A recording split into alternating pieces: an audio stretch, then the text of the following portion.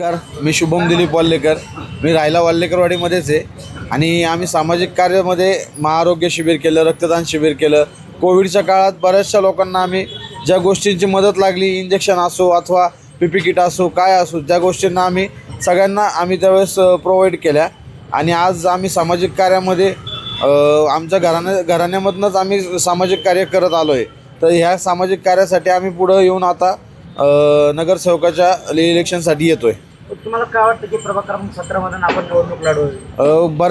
बऱ्याच समस्या असं होतं की कधी आमच्या गावातला विकास कुठेही झालेला नाही किंवा गावाचा विकास कायम रखडतच आलेला आहे. तर गावाचा विकास पुढे जाण्यासाठी आणि गावाचं नाव पुढे घेण्यासाठी आम्ही आज वाल्लेकरवाडी प्रभाग क्रमांक 17 मधनं नगरसेवक इलेक्शन लढवायचे इच्छुक झालेलो आहे. कोणते विकास कामं रखडलेले आहेत? बरेचसे समस्या आहे की वाल्लेकरवाडीचे सर्वात प्रथम स्मशानभूमी, रस्ते, पिण्याचं पाणी, 24 तास पाणी येतं. एक दिवस आड येतं, 2 दिवस आड येतं, असं काय नाही की पाणी रोज कंटिन्यू पाणी नाही आहे.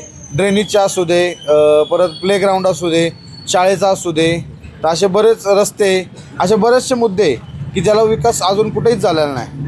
आपण बघितलं तर पिंपरी चिंचवड शहरात महापालिकेचं प्रत्येक ठिकाणी चांगलं हॉस्पिटल आहे, पण वाल्लेकरवाडीसाठी हॉस्पिटल पण नाही. तुम्हाला काही हॉस्पिटलची संकल्पना आहे?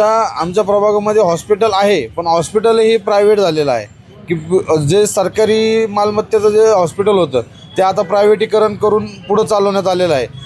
आता ह्याच्यापुढून नवीन ज्या आमच्या काळात येणार आहे किंवा येणाऱ्या पंचवार्षिकमध्ये पहिला मुद्दा आमचा हॉस्पिटलवरतीच असेल.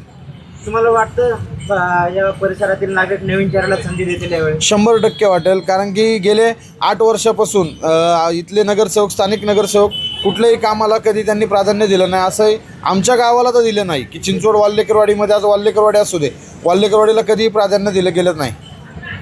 तुम्ही निवडून आल्याच्यानंतर सर्वप्रथम कुठल्या कामाला गती देणार? सगळ्यात पहिलं आम्ही जर निवडून आल्यानंतर सगळ्यात पहिलं आम्ही स्मशानभूमी असो, रस्ते असो, 24 तास पाणी, त्यात 24 तास पाणी असो, परत आमचं प्लेग्राऊंड असू दे, हॉस्पिटल असू दे, या सगळ्यात पहिल्या महत्त्वाच्या गोष्टी आम्ही करणार आहे. आम्ही कोणतीही गोष्ट कागदावर करणार नाही आहे.